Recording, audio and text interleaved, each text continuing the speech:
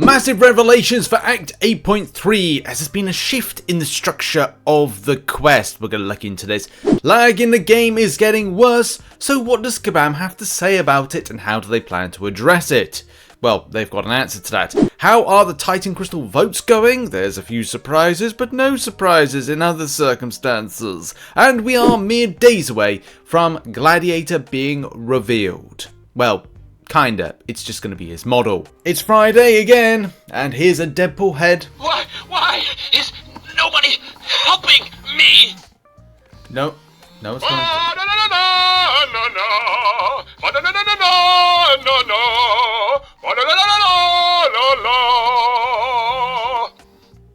Are you done?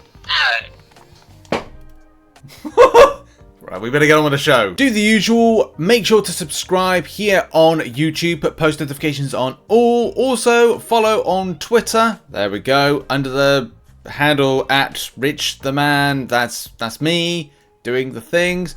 Also on TikTok. Yes, follow me on TikTok. We kick off the show with a little bit of a light going over the situation of Titan Crystals. So Titan Crystals, as you know, is something that you're voting for over on Twitter. And this is something that the more that it's going on, the more I'm kind of like not liking it quite so much. And I'll kind of give you the reason as to why. It's got some very wonky interaction from the player base. And it kind of leads me to believe, and you know, we're going to have to poll this, I think, with the community as to find out where you are when it comes to your kind of grind in game. Because, or where you feel yourself getting these particular crystals. The weird thing about this is that these particular like posts get high interaction. We're talking like 50 to 60,000 views, but at the same time these polls only retain about 6,500 to 7,000 votes at most, which is very weird. You could say that's like 8% interaction on this one, which is still pretty good, but it's not like everybody. And what kind of snapshot is this actually taking from those that can benefit from Titan Crystals? To give you a quick kind of like example of which, I am going to be nowhere near getting a Titan Crystal when they release. The closest I could possibly get, actually I won't be even close. If I've got 600 shards and they're going to be like 20k, I'm not even going to get even close. And this is the thing, like obviously, you know, being non-spending a Marvel Contest of Champions, that kind of, you know, puts me at a disadvantage. And I always feel like I'll be trying to catch up everybody, regardless of trying to get as much shards as possible to dupe and kind of like have access to, you know, these 7 stars. It's still pretty difficult. It's really difficult for those that are non-spending in Marvel Contest. So it's always very odd with these. To give you an idea as well, Spot is likely to win with some really high out there kind of like percentage, 41.4%, and the nearest is Spider-Man 2099, which is what I voted for at 24.8%. Nothing against Spot, it's just I like Spider-Man 2099. And the other champions are kind of, it's weird to see Quicksilver so kind of like lower down, but again, it just, I think that's the thing, isn't it? When a certain champion is overhyped, it's always going to be something that when other champions aren't hyped quite as much, sometimes it's all about a champion you personally enjoy playing, and people enjoy those particular champions. If you're interested in the vote for the mutant side of things, Colossus won with 35% of the vote, 35.4% of the vote. Omega Red following at 24.5%. With Togot such a low, and yeah, like Colossus is fun. Like I enjoy Colossus, and again, it's just down to like who you enjoy. That's fun. Very weird though with that Titan Crystal, but as I said, is this going to be something that you are going to get day one? And the answer is no. So I'm not sure if people are that interested, because the fact is like, well, they're not going to gain access. So what's the point to this? But there you go. We'll have to see. Thoughts in the comment section about this. And now we go on to addressing latency issues. One thing, if you haven't noticed over the recent months, is it's been very laggy in game. I'm sure Kabam would kind of say, like, if you went, okay, well, it's laggy when I'm playing like the game, I'm swiping and tapping. It just feels like, I don't know, your interaction, your response is kind of like, is laggy. Kabam always say no, because they say that the kind of like the fight goes local, so therefore it's kind of like, oh, it's just down to like player error, or it's enemy or defender champion animation issues. I know it's odd. If you haven't read through that engineering report side of things, Go read it. It's a bit of a, I wouldn't say it's a revelation. It's just a case of like how I treat this with Kabam. Is if you report anything to Kabam, it is like an unstoppable force meets an irremovable object. It's just not going to be a case they'll see your side of things, and you'll end up having to have something recording down as you're swiping away, and something recording your screen at the same time, or have that finger tracking thing on your device. Any case, moving on and to the point, latency in game. Kabam say over the last few months that latency issues can be attributed to potentially many things, but exclusively and recently 7-star champions of Paragon crystals giving extended delays when opening multiple crystals. It may have been something to do with maybe more multiple crystals in the past. And recently, while it may be difficult to see an improvement in loading times when opening crystals, we ask if you notice a difference in time. This is basically based on a push of a fix. A fix was put out on the 14th.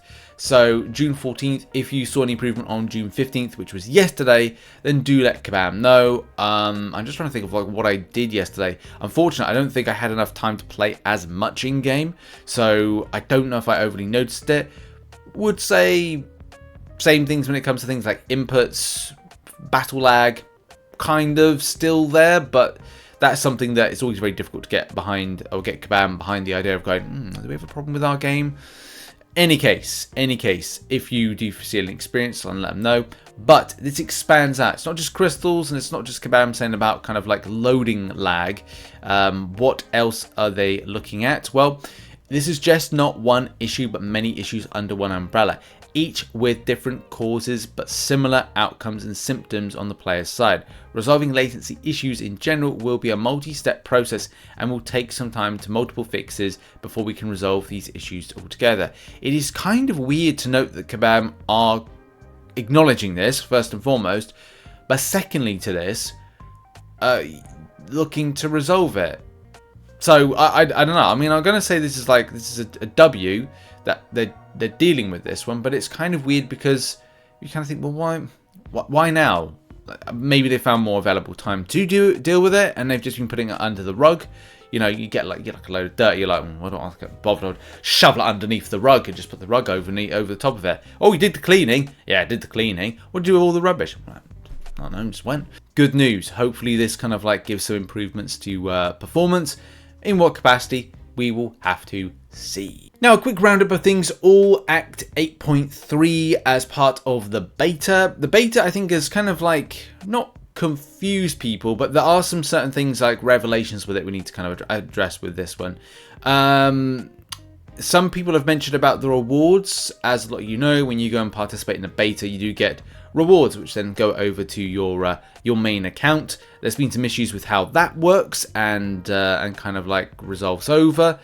There's also stuff when the mode wasn't live in the very beginning, and yeah, like Kabam were working on some of these fixes and to some of the problems. One of the biggest questions being raised is the 3 path. This streamlines a lot of the participation. We don't know if this is like first of all, I was like, oh, are they just doing this because, like, you know, just giving out 3 paths and stuff like this? But yeah, this is something that Kabam have been planning for a while. It's annoying because I can't find the forum thread about this particular one, so shout out to Mr. Sakuragi, who grabs this. Now, like I said, like, I'm not 100% sure where this is from, which is a bit annoying, but yeah, this is from a legitimate forum post, which says, in order to apply more focus on quality over quantity inside of Story Quest, we decided to reduce the scope of this in future chapters from the standard 6 paths per quest to 3 paths per quest. This not only reduces the overhead on work required for the content, but allows us to ensure that every path that does make it into any side quest is the best it can be. Aside from that reduction, everything inside chapter 3 is the same standard as the acts and chapters that came before it. One act composed of 4 chapters. Each chapter consists of 6 quests. Chapter 3's quests are composed of 3 paths with 6 encounters per path, 3 final bosses, not path dependent, 1 to 3 choice nodes found just before fight the final bosses. So yeah, like, I'm sure that people are a bit surprised by this, but I really like this. My biggest problem at the moment in MCOC is I am coming very close to burnout. And this is just because there's so much to do. Having something like this particular month, is a bit of a blessing because I finished with a side quest within the first, 8-9 days of the release of it, which means that I can then finish the Thronebreaker difficulty sooner. So I'm hoping to get that done by the weekend. If I'm then able to then take my time and catch up on my from my holiday, I wasn't able to do Act 8.2. So I need to do that. I also need to get units for Arena, do some Battlegrounds stuff, and then when Battlegrounds comes back for season 8 or 9, season 9, that I participate in that because I have to. And this is the problem. There is so much to do in game. I'm sure there's people who go like, oh, I got plenty of time to do a lot of stuff in game. But that's not always the case, you know. I've got to do a job. I've then got to like do the YouTube channel. I've then got to do this and other stuff, house sale, other things that I've got on personally. The same thing with other people. I'm not preaching to the choir. There's other people in other situations like myself who may not have as much time, may have more time, and good for you if you have more time to play MCOC. But it's a case of a fine balance between, you know, finding available time to get stuff done. So anything to save time is a massive W at the moment with this game, and keeps me wanting to play a little bit longer because the developer is reducing down my load on time where these overly grindy game modes like Arena, Battlegrounds, and to a lesser degree something like Incursions, but that's on a resale, certain things, and all the other stuff we've got to do, side quests, etc. It just kind of all helps out to it. So I'm seeing this as a massive W. And now we're going to show on this particular story, and this one's all about Gladiator. Now, I wasn't able to participate in the live stream on, when was it? Like, yeah, because I was on a boat in the middle of the North Sea, believe it or not, cruising, sploshing and sloshing as you do. Any case, enough about me. That's weird. But yeah, the next live stream. This is when we'll get an idea of Gladiator. So as you remember, you voted for that particular champion back at the start of the month. And at this time I was like really looking forward to like see the art side of things when it came to like to Gladiator, like how they're modeling him. I mean, yeah, we know what the character looks like essentially, but it's like it's always cool to see like Kabam's process.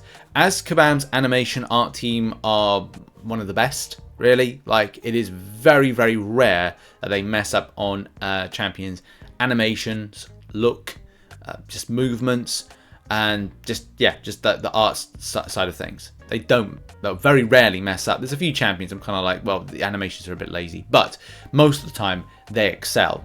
So when are we going to see or get a first look at Gladiator? So as a few people were discussing here, when's the next live stream? The stream will also get info about Gladiator. June 20th, check MCC Twitter for hints. There'll be something special about Lady Deathstrike as she's the 250th champion in game. Wow, 250.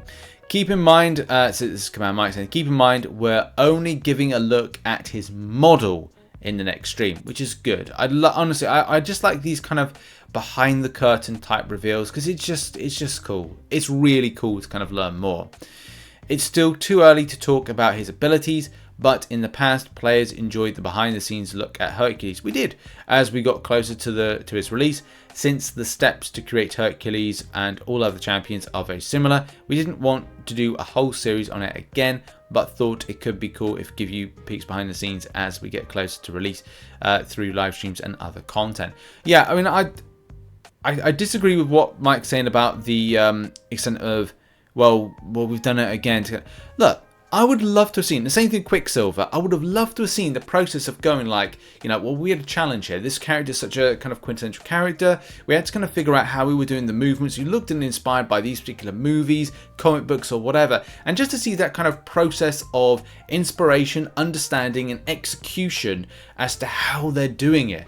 That I would have loved to have seen with Quicksilver. And this again is something that I'd like to have seen with Gladiator. But in any case, that has been the show. Looking forward to seeing Gladiator, and I wonder what model or how the character is going to look like. And just quickly, thank you very much to those that support the channel as a YouTube member and as a patron who are on screen right now. Also those that support on twitch.tv/RichTheMan live. I keep saying I'm going to live stream, but I've had a few things pop up that I've needed to kind of like deal with, but I'm really hoping to get back to live streaming soon. But the videos will still continue on, and the shorts and other stuff as well. So yeah, thanks, and check out some other content located on the screen, and I'll see you in the next video later on today. Much love and goodbye.